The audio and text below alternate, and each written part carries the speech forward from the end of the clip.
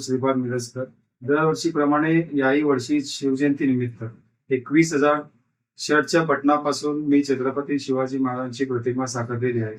ती मला साकारण्यासाठी 4 दिवसाचा कालावधी लागलेला आहे. त्यामध्ये मी 4 कलरचा शर्टचे बटन मी यूज केलेलं आहे आणि ते मला साकारताना माझी आई पण मला त्यामध्ये मदत केलेली आहे आणि मला याच्यासाठी सहकार्य म्हणून बसवराज कडगंची आणि पंकज शाह यांनी मला मदत केलेली आहे आणि सगळ्या शिवभक्तांना शिवजयंती निमित्त खूप खूप शुभेच्छा देतो. धन्यवाद.